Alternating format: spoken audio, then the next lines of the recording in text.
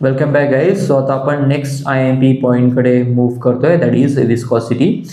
Viscosity concept समजण्यासाठी आपण अगोदर काही डेफिनेशन्स डिस्कस केलेल्याच आहेत. पण आता मेनली आपण विस्कॉसिटी किंवा विस्कस फ्लुइड म्हणजे काय आहे ते आपण आता डिस्कस करणार आहोत. सो ह्याच्यामध्ये एक इम्पॉर्टंट वर्ड आपण यूज करतोय, that is called as a viscous force और विस्कस ड्रॅग. पहिले विस्कस फोर्स किंवा विस्कस ड्रॅग म्हणजे काय समजून घेऊया. बघा, तुम्ही फॉर एक्झाम्पल एखाद्या कारमधून चाललेला तर कारच्या ऑल विंडोज जर बंद आहेत की त्या व्हेकलच्या ऑल विंडोज बंद आहेत, तर तुम्हाला कुठलाही एअर रेजिस्टन्स एक्सपिरियन्स होत नाही, कुठलाही ड्रॅगिंग फोर्स एक्सपिरियन्स होत नाही. बट तुम्ही त्याच मुव्हिंग कारची विंडो ओपन केली आणि विंडोतून हात बाहेर काढला तर ऑफकोर्स तुमच्या हातावरती काय होतं, एक ड्रॅग फोर्स एक्सपिरियन्स होतो. जर हात एक्झॅक्टली वर असा असेल तर म्हणजे एअर अशी पास होते आणि तुमच्या हातात इंटरॅक्ट करते, कोलाइड होते एअर पार्टिकल्स, तर तुमचा हात काय होतं, मागे जाणार आहे. तो जर थोडा हॉरिझॉन्टल ठेवला तर एकदम प्लेन ठेवला तर ऑफकोर्स तेवढा फोर्स एक्सपिरियन्स होत नाही. सो तो जो फोर्स एक्सपिरियन्स होतोय मोशनमुळे, क्लिअर आहे, रिलेटिव्ह मोशनमुळे, क्लिअर आहे, that is called as a viscous force और विस्कस ड्रॅग. ते जर तुमची वेलॉसिटी जर 0 असेल किंवा विंडोज क्लोज आहेत तर ऑफकोर्स तुमच्यामध्ये कुठलाही विस्कस किंवा तुमच्यावरती कुठलाही विस्कस फोर्स और विस्कस ड्रॅग आहे तो एक्सपिरियन्स होणार नाहीये, कुठलाही फोर्स एक्सपिरियन्स होणार नाहीये. सो जर विस्कॉसिटीचं डिफाईन करायचं असेल म्हणजे ही जी प्रॉपर्टी आहे की ज्यामध्ये फ्लुइडच्या ज्या डिफरंट लेयर्स आहेत, जर त्यांच्या रिलेटिव्ह मोशनमुळे जर त्यांच्या एकमेकांवरती एक फोर्स एक्झर्ट करत असतील, दुसऱ्याच्या मोशनला ते अपोज करत असतील, तर म्हणजे विस्कस ड्रॅगमुळे त्याला आपण काय बोलतो, विस्कॉसिटी.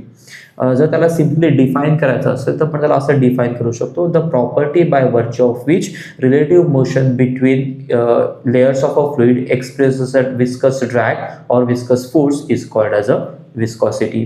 म्हणजेच काय होणार आहे की आपण डिस्कस केलं होतं की जेव्हा फ्लुइड फ्लो होतं तेव्हा त्या डिफरंट लेयर्समध्ये फ्लो होतं. इथे डायग्राम दाखवली आहे बघा, इथे खाली आपण एक सरफेस आहे आणि त्या सरफेसवरती एक फ्लुइड आहे, ते फ्लो होते असं आपण दाखवलेलं आहे. आता त्याच्यातली सगळ्यात लोएस्ट लेअर ही जी लेअर आहे ती स्टेशनरी लेअर आहे. ती स्टेशनरी लेअर काय आहे, कारण त्याच्यातले मॉलिक्युल्स आणि हा जो सरफेस आहे त्यांच्यामध्ये एक स्ट्रॉंग इंटरमॉलिक्युलर फोर्स असेल आणि ते इंटरमॉलिक्युलर फोर्समुळे या लेअरचा स्पीड ऑलमोस्ट 0 झाला असेल, मग त्याला नाव काय दिलं आपण, स्टेशनरी लेअर. त्याच्या वरच्या लेअरचा स्पीड थोडा जास्ती आहे, त्याच्या वरचा थोडा जास्ती आहे, त्याच्या वरती जास्ती आहे आणि सगळ्यात टॉप लेअरचा स्पीड आहे तो सगळ्यात जास्ती आपल्याला बघायला मिळतोय. सो डिफरंट लेयर्स काय करतायत, एकमेकांवरती एक ड्रॅगिंग फोर्स एक्झर्ट करतायत की ज्याच्यामुळे जी खालची लेअर आहे, सरफेसच्या क्लोज लेअर आहे, त्याचा स्पीड काय होतोय, कमी होतोय. ओके, आणि ही जी प्रॉपर्टी आहे, क्लिअर आहे, त्याच प्रॉपर्टीला ज्याच्यामध्ये डिफरंट लेयर्स रिलेटिव्ह मोशन लेअरमधलं वेगवेगळं असल्यामुळे ते एकमेकांवरती ड्रॅगिंग फोर्स एक्झर्ट करतायत, त्यालाच आपण काय बोलतोय, तर विस्कॉसिटी. आता विस्कॉसिटी आपण डिस्कस करताना फ्लुइडसाठी डिस्कस करतोय, बट जेव्हा आपण ती लिक्विड्स आणि गॅसेसमध्ये बघतो तेव्हा थोडंसं आपल्याला वेगळे पॉईंट्सकडे जरा बघणं गरजेचं आहे. वेगळे पॉईंट्स म्हणजे काय की जेव्हा आपण लिक्विड्स बघतो तर लिक्विड्समध्ये डॉमिनंट फोर्सेस असतात, ते इंटरमॉलिक्युलर फोर्सेस असतात. हे ऑलरेडी आपण डिस्कस केलेलं आहे. कारण लिक्विड्समध्ये सॉलिडमध्ये ते इंटरमॉलिक्युलर फोर्सेस खूप स्ट्रॉंग आहेत, लिक्विडमध्ये थोडेसे वीक झालेले आहेत आणि गॅसेसमध्ये ते ऑलमोस्ट काय आहेत, निग्लिजिबल आहेत. बट आपण डिस्कस करताना फ्लुइड जेव्हा डिस्कस करतो तेव्हा लिक्विडचा ॲज अ पार्ट डिस्कस करताना जो विस्कस ड्रॅग और विस्कस फोर्स एक्सपिरियन्स होणार आहे तो त्यांच्यामधल्या इंटरमॉलिक्युलर फोर्सेसमुळे होणार आहे.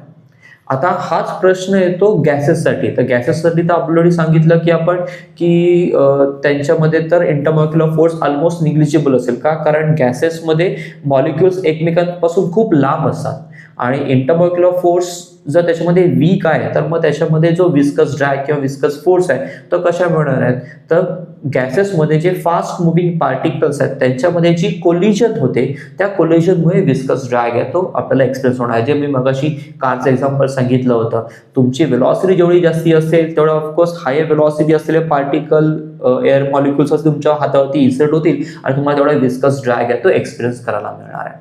ओके.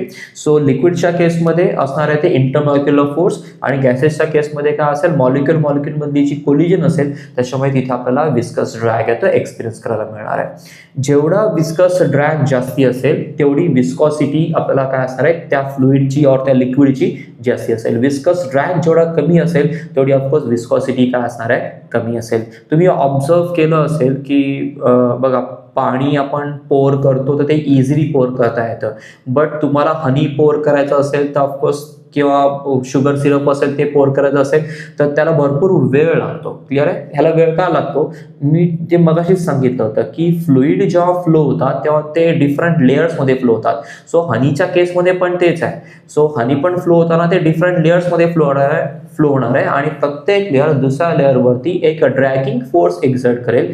ड्रॅगिंग फोर्समुळे एक लेअर दुसऱ्या लेअरला काय करेल, त्याची वेलॉसिटी डिक्रीज करेल म्हणजे त्याची वेलॉसिटी कमी होत जाणार आहे आणि त्याच्यामुळे आता कमी होणार आहे असं स्पेसिफिकली बोलू नाही शकत आपण. म्हणजे जेव्हा एक लेअर दुसऱ्या लेअरवरती फ्लो होते तेव्हा त्याच्यामध्ये ड्रॅग फोर्समुळे तिथे आपल्याला वेलॉसिटीमध्ये डिफरन्स बघायला मिळतो आणि ह्या वेलॉसिटीच्या डिफरन्समुळे त्याचा स्पीड आहे तो आपल्याला कॉन्स्टंट मिळत नाही आहे आणि त्याच्यामुळे तिथे विस्कस ड्रॅग आपल्याला एक्सपिरियन्स करायला मिळतो आणि त्या विस्कस ड्रॅगमुळे किंवा विस्कस फोर्समुळे आपल्याला हनी आहे किंवा शुगर सिरप आहे ते इझिली आपल्याला पोर करता येत नाही आहे. तेच वॉटरच्या केसमध्ये होत नाही आहे, कारण वॉटरमध्ये विस्कॉसिटी बघितली तर ती त्याची खूप कमी आहे आणि तेच हनीशी बघितली तर विस्कॉसिटी हनी और ग्लिसरीन म्हणा और शुगर सिरप म्हणा त्याची विस्कॉसिटी आहे ती भरपूर हाय आहे.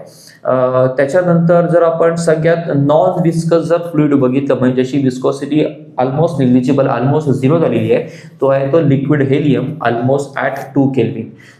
2 केल्विन ह्या टेम्परेचरला लिक्विड हेलियमची विस्कॉसिटी ही ऑलमोस्ट 0 झाली असेल म्हणून त्याला as a ideal non viscous fluid असं सुद्धा बोललं जातं. आता हे आपण ऑलरेडी डिस्कशन केलेलं आहे ह्याच्यामध्ये. इथे तुम्ही एक पॉईंट आपल्याला डिस्कस करायचा आहे अजून ह्याच्यामधला डायग्राममधला. इथे बघितलं तुम्ही जी बॉटमला लेअर मिळते ती आपली कुठली आहे, स्टेशनरी लेअर आहे. वरच्या लेअरचा स्पीड आहे ऑफकोर्स थोडा वाढत गेलेला आहे. त्या लेअरचा जो डिस्टन्स आहे ते पण चेंज होत गेलेलं आहे. म्हणजे ज्याच्या लेअरचा स्पीड आहे v त्याचं डिस्टन्स आपण घेतलेलं आहे x, ज्याचं डिस्टन्स v मायनस v म्हणजे कमी आहे स्पीड तो काय x मायनस x याचा अजून कमी दाखवता येईल. क्लिअर आहे. पण तो दाखवण्याची गरज नाही आहे आणि जी टॉप लेअर आहे त्याचा स्पीड सगळ्यात जास्त दाखवला आहे, त्याचा डिस्टन्स पण काय आहे, जास्ती आहे. So with respect to distance इथे वेलॉसिटी काय होते, चेंज होते. So change in velocity with respect to distance आणि जी quantity with respect to distance change होते त्याला आपण काय बोलतो, त्या क्वांटिटीचा ग्रॅडियंट बोलतो. तसं आपण कदाचित तुम्ही लास्ट इयर बघितलं असेल temperature gradient with respect to distance temperature काय होतं, चेंज होतं, त्याला आपण काय बोलणार, टेम्परेचर ग्रेडियंट. या केसमध्ये क्वांटिटी कुठली चेंज होते, वेलॉसिटी चेंज होते with respect to distance. That's why the term is called as a velocity gradient आणि त्याला सिम्पली डिफाईन करता येईल dv अपॉन dx. जसं temperature gradient D theta upon dx होतं तसं इथं वेलॉसिटी ग्रेडियंट असणार आहे dv अपॉन dx. dv म्हणजे चेंज इन वेलॉसिटी आणि dx is change in distance. So आपण विस्कॉसिटी काय ती बघितली. आता कोइफिशियंट ऑफ विस्कॉसिटी जरा डिटेल्डमध्ये न्यूटन्स लॉ ऑफ विस्कॉसिटीवरून आपण बघूया काय आहे ते.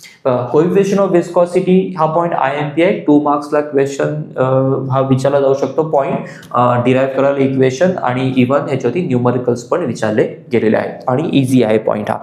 So according to the Newton's law of viscosity जो न्यूटनने सांगितलेला लॉ आहे विस्कॉसिटीचा त्याच्यामध्ये काय सांगितलेलं आहे की जो विस्कस ड्रॅग आणि हा ऑलरेडी आपण पॉईंट डिस्कस केला आहे की जेवढा विस्कस ड्रॅग असेल तेवढी ऑफकोर्स विस्कॉसिटी काय असेल, जास्त असेल. विस्कस ड्रॅग किंवा विस्कस फोर्स कमी असेल तेवढी विस्कॉसिटी कमी असणार आहे. आता पुढे आपल्याला बघायचं आहे की जो विस्कस फोर्स आहे तो 2 क्वांटिटीवरती डिपेंड आहे.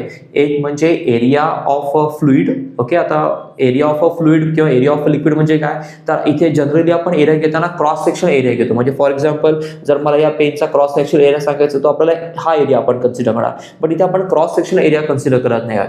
कन्सिडर करा की वॉटरवरती फ्लोअरवरती वॉटर आपण स्पिल केलेलं आहे, सांडलेलं आहे किंवा टाकलेलं आहे. तर त्याने जो तेवढा एरिया कव्हर केला आहे तो होल एरिया जो आहे तो आपल्याला इन्क्लूड करायचा आहे. क्रॉस सेक्शन एरिया आपल्याला याच्यामध्ये घ्यायचा नाहीये.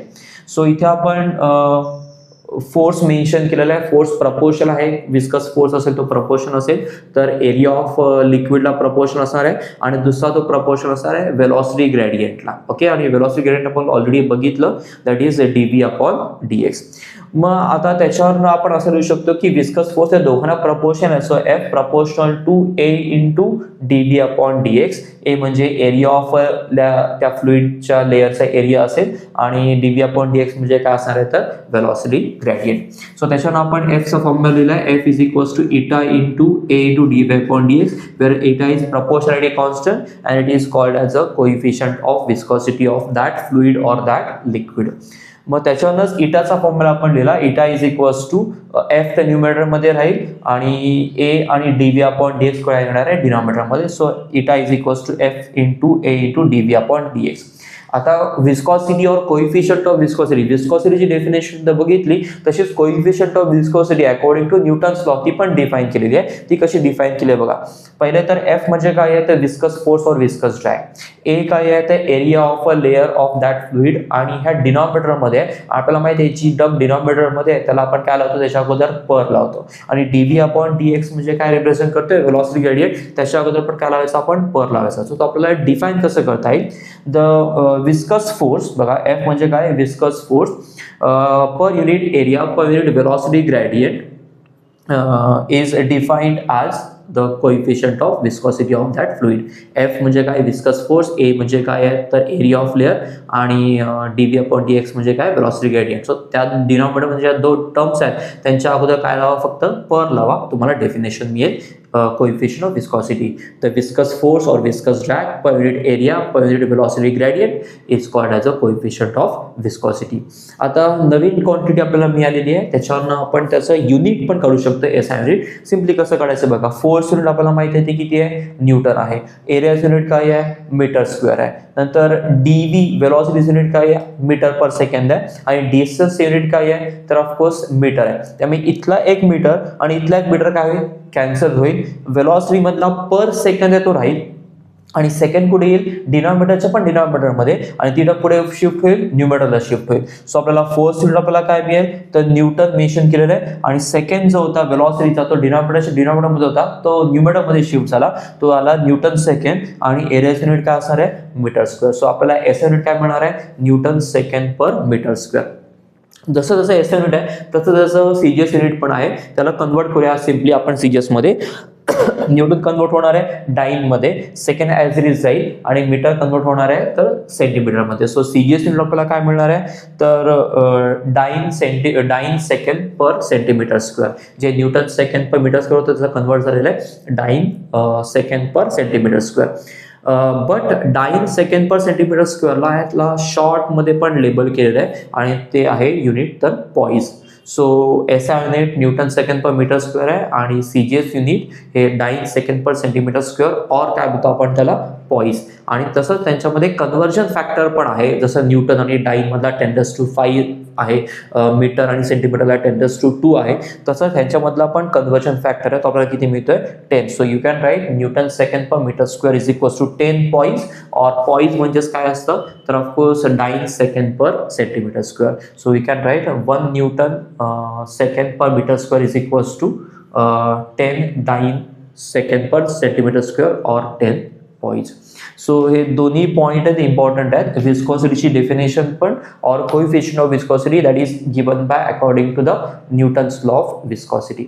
ओके, हा पॉईंट IMP आहे, एक्झाममध्ये 2 मार्क्सचा विचारला जाऊ शकतो, और इव्हन ह्याच्यावरती न्यूमरिकल्स पण 2 मार्क्सचे येऊ शकतात.